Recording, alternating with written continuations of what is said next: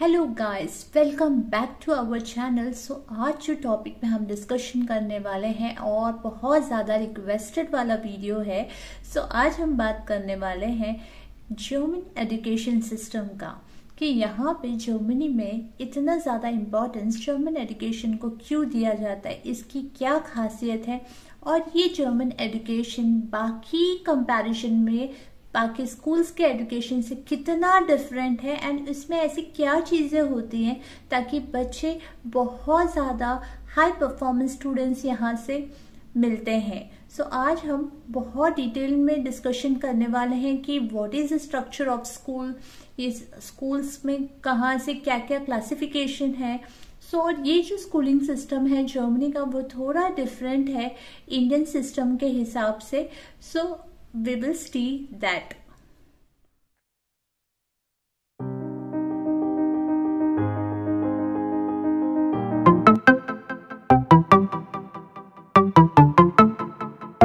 तो सबसे पहला क्वेश्चन सबके दिमाग में ये आता है, जैसे इंडिया की बात करते हो, इंडिया में एक सेंट्रल गवर्नमेंट है, एनसीईआरटी है जो सिलेबस देखती है, there is a government education minister है जो सारे स्टडीज को ओवरलुक करती है। उसी तरह जर्मनी में ये कौन देखता है, who look after this system. So ये जर्मन एजुकेशन सिस्टम जो होता है comes under the basic law, जिससे ये लोग बोलते हैं ग्रूटगेसेट्स।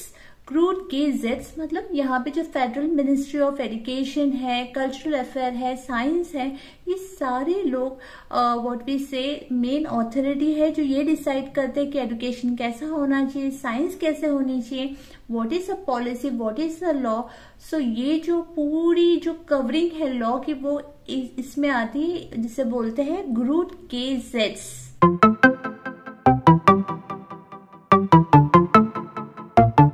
एज कम्पेयर टू इंडिया, जैसे कि 0 से 6 इयर्स के बीच में बच्चे जाते हैं नर्सरी में, जिसे बोलते हैं डे केयर, जो कि नर्सरी होता है before junior and senior KG. तो वैसे यहाँ पे प्री स्कूल एजुकेशन का कॉन्सेप्ट है। तो यहाँ पे अर्ली चाइल्डहुड एजुकेशन का मतलब ये होता है इट इज ऑप्शनल, मतलब आपको करना है तो कर सकते हैं।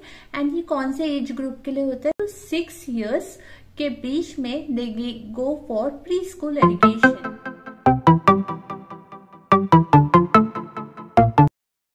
Now who is responsible for this German preschool education, कौन लोग हैं जो ये एक्चुअली देखते हैं कि ये जो सिस्टम है स्कूल का अच्छे से चल रहा है या नहीं चल रहा है।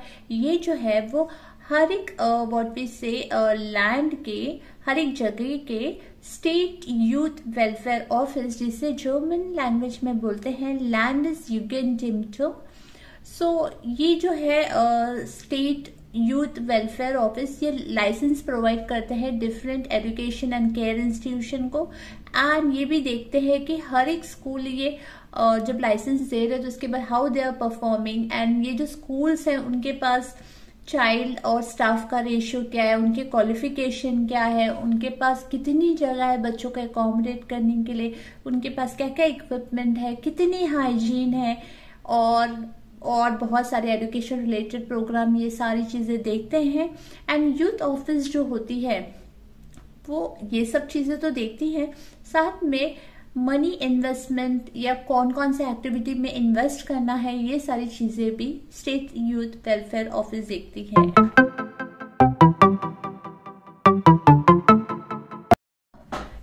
After coming to this point, हमारे दिमाग में ये हमेशा क्वेश्चन होता है कि यहाँ पे कि जब हम यहाँ पे आते हैं कि इंडिया में जैसे नर्सरी होता है, देन डायरेक्ट स्कूल होता है, यहाँ पे क्या होता होगा। सो आई विल टेल यू कि एग्जैक्टली क्या होता है। यहाँ पे जर्मन प्री स्कूल एजुकेशन जो होता है it is mostly run by private run day care centres होते हैं, एंड बहुत सारे ज्यादा नहीं होते बट कम होते हैं बाय लोकल अथॉरिटी।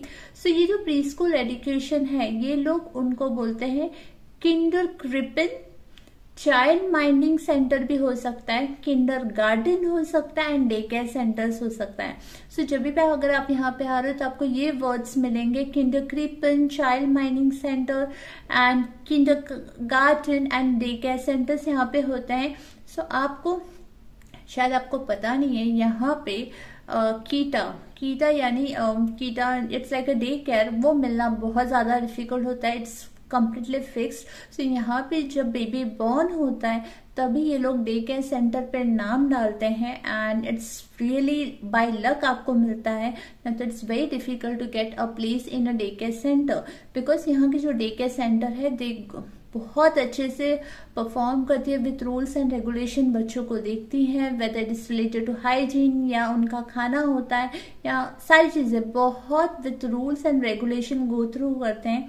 एंड ऐसे नो जर्मनी में ही सारे लोग वर्किंग हैं, तो सारे लोगों को अपने बच्चों को डे केयर सेंटर में डालना ही होता है, because no one can sit at home to see the kids. So एक तो ये चीजें हुई कि कीटा को आपको टाइम पे जब अब बेबी बॉर्न हो जाता है या उसके पहले से भी लोग उसके पहले से कर नहीं सकते, बिकॉज जैसे लिटिल बर्ड पोर्टल नाम का एक वेबसाइट है जिसमें you have to put when your baby is born, फिर वहां से एक पासपोर्ट नंबर आता है, वो पासपोर्ट नंबर लेके आपको डिफरेंट डे के सेंटर्स पे अप्लाई करना पड़ता है, and then they will send you in 6 months और 7 months की भाई आपको ये है सीट्स, आप आके एक बार चेक कर लीजिए। So it's really difficult to get the place here, but if you get it that's a very good luck. But try करने, जब आप सपोज फर्स्ट ईयर नहीं मिला, सेकेंड ईयर नहीं मिला, तो third year you have the more probability to get a place here in Germany. और एक पॉइंट कीटा से रिलेटेड ये है कि मुझे बहुत सारे लोग पूछते हैं कि कीटा में कैसा होता है। सो कीटा में यू हैव टू पे अ पर्टिकुलर अमाउंट ऑफ फी जो कि बच्चों की लगती है। It depends on your income, वो स्टेट यूथ वेलफेयर ऑफिस ही बता पाएगा कि एग्जैक्टली कितना लगेगा, and depending on the amount जो भी आपकी इनकम है उसके ऊपर, इफ यू आर आपको अगर वहाँ का लंच लेना है या लंच लेना है या मिड स्नैक लेना, यू हैव टू पे फॉर दैट अमाउंट। सो इस तरह से कैलकुलेशन चलता है कीटा के लिए। एंड यहाँ पे जो टीचिंग मेथडोलॉजी है जो बच्चों के साथ यूज की जाती है वो थोड़ी डिफरेंट है as compare to other pre schools with other countries. अगर आप बात करें कि for the children under age of 3, मतलब 3 साल के एज में जो बच्चे हैं, सो यहाँ पे जो कोर मोटो होता है जो 3 साल के अंदर, ये है कि उनकी जो कम्युनिकेशन स्किल है वो एनहांस होनी चाहिए, एंड दूसरी चीज जो है वो है लैंग्वेज स्किल। लैंग्वेज स्किल मतलब जब वो बाकी बच्चों के साथ में रहे, so they can play with them, communicate कर पाए। And communication and language skill जो होती है वो कैसे सिखाते हैं, डू यू नो कि वो प्लेस खेलते हैं, गेम्स खेलते हैं, सिंगिंग करते हैं, पिक्चर बुक्स करते हैं, एंड एडिशनल इंस्ट्रूमेंट्स यूज करके वो चीजें सिखाई जाती है। और एक इम्पॉर्टेंट चीज जो यहाँ पे की जाती है मोटर डेवलपमेंट, मतलब जिसमें होता है कि how your body movement is taking place, कितना आप सेल्फ अवेयर हो, सेल्फ कॉन्सेंट्रेट हो on a particular task, on a particular area. So this is the core objective of German education system.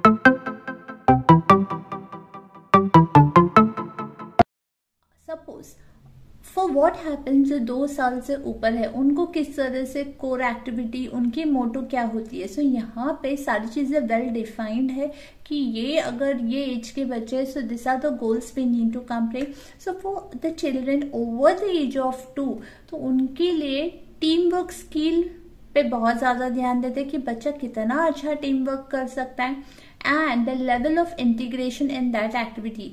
सो यहाँ पे मैंने देखा है निधि के स्कूल में देयर आर मेनी टास्क वो देते हैं, एंड उनको खुद सेल्फ इवेल्युएट करना होता है कि ये कैसे करना है, इसको हम टीम वर्क से कैसे कर सकते हैं या इंडिविजुअली कैसे कर सकते हैं। इट्स लाइक थिंकिंग, कितना ज्यादा आप थिंक करके कर सकते हो। So this is the team work skill, तो मुझे अभी दिख ही रहा है during the studying also. And very important is that कि यहाँ पे सेल्फ ऑर्गेनाइज लर्निंग का बहुत ज्यादा मतलब है। सेल्फ ऑर्गेनाइज लर्निंग का मतलब कि सपोज एक मैथ्स का क्वेश्चन का सेट दिया है, they just explain once and then वो पूरा सेट आप वो स्टूडेंट को करने के लिए देते हैं। सो दे खुद से ही सेल्फ लर्न करना है कि कैसे होता है, कैसे होता है। If it doesn't work out then no problem, they will again explain you, but self organise learning का कॉन्सेप्ट है यहाँ पे। इसलिए मैं ये सोचती थी जब मैं यहाँ पे कि यार इतने सेल्फ ऑर्गेनाइज कैसे है ये लोग। सो ये सेल्फ ऑर्गेनाइज का कॉन्सेप्ट बचपन से ही बच्चों में डाला जाता है ताकि बड़े होने पर वो तो ऑटोमेटिकली आ ही जाएगा।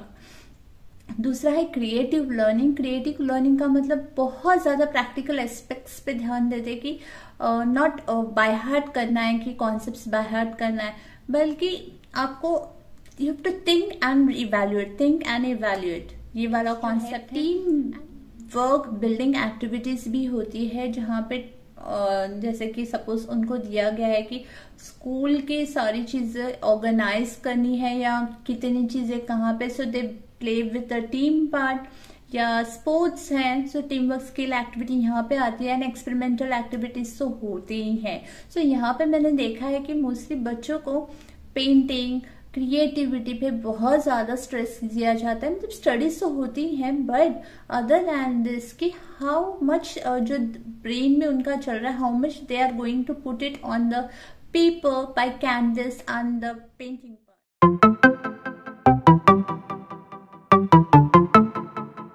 What is considered as a primary education in Germany? Primary education का मतलब होता है जिसे ये लोग बोलते हैं ग्रुंडशुलर। ग्रुंडशुलर जो होता है it is a mandatory education, compulsory education जो for a children of age 6 से चालू होता है। From first standard to 4th standard वो कंप्लीट करते हैं, जिसे ये लोग ग्रुंडशुलर बोलते हैं। सो ये जो स्कूल्स हैं उनको एक पर्टिकुलर टॉप कोर्सेज होते हैं, it's around 20 to 29 courses per week, और जो कि 45 मिनट्स का होता है हर एक चैप्टर। सो वो फिक्स्ड होता है। एंड दूसरी चीज ये है कि यहाँ पे व्हाट आर द सब्जेक्ट्स, मुझे बहुत सारे लोगों ने पूछा जर्मन स्कूल्स में, they have a German language, maths होता है उनका, जनरल स्टडीज होती है, फॉरेन लैंग्वेज होता है, एंड हैंड क्राफ्ट्स मैंने देखा है निधि को कपड़े सिलते हुए, मतलब हैंडीक्राफ्ट वर्क भी सिखाते हैं, टेक्सटाइल डिजाइनिंग, म्यूजिक है, देन कुछ टॉपिक्स रिलीजन्स के ऊपर होता है।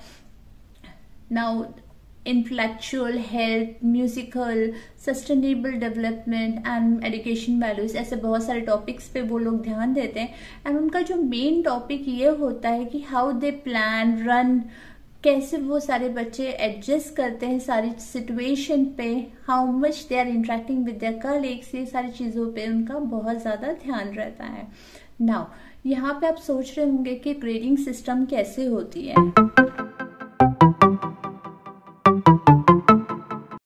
यहाँ पे ग्रेडिंग सिस्टम ऐसे होता है कि सपोज अगर बच्चे ने फर्स्ट स्टैंडर्ड क्लियर कर लिया, फर्स्ट स्टैंडर्ड में कोई एग्जाम्स नहीं होते हैं, so by the completion of grade 1 childrens are automatically transfer to grade 2। सो यहाँ पे जब ग्रेड 2 में आ जाते हैं बच्चे, यानी सेकेंड स्टैंडर्ड में आ जाते हैं, तो बच्चों को एक मार्किंग सिस्टम देते हैं डिपेंडिंग ऑन देयर नॉलेज कि किस तरह से बच्चा परफॉर्म कर रहा है। अगर वो फेल टू परफॉर्म तो शायद उसको वो ग्रेड्स रिपीट करना पड़ सकता है। सो यहाँ पे आपने देखा होगा कि रिपोर्ट कार्ड मिलता है जिसे बोलते हैं ये लोग ज्यूगनिक्स। ज्यूगनिक्स का मतलब होता है कि कितने मार्क्स अचीव किए पूरे होल ईयर में, एंड बच्चा अगर वो नेक्स्ट ग्रेड जा सकता है या नहीं, उसको ज्यूगनिक्स बोलते हैं। एंड यहाँ पे जो मार्किंग सिस्टम ऐसा है कि first is very good, second good, third is satisfactory, fourth is adequate, and इस तरह से सीरीज गो ऑन होती है। सो गाइज ये मैंने बेसिक्स आपको actually that is a very big topic in schooling system. ये मैंने सोचा कि this is a part 1 I am preparing for you so that you will have the clear order कि एग्जैक्टली क्या क्या होता है। और नेक्स्ट वीडियो में I am going to tell you about the system of schooling की schooling में क्या क्या पार्ट्स हैं।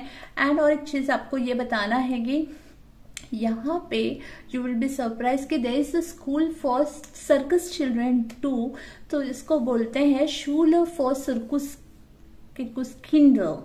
सो यहाँ पे आप ऐसे भी लग रहा होगा कि यहाँ पे एलसी मिलती है क्या, नहीं, तो यहाँ पे एग्जाम्स ही नहीं होते हैं, तो फिर एलसी की तो बात ही नहीं है।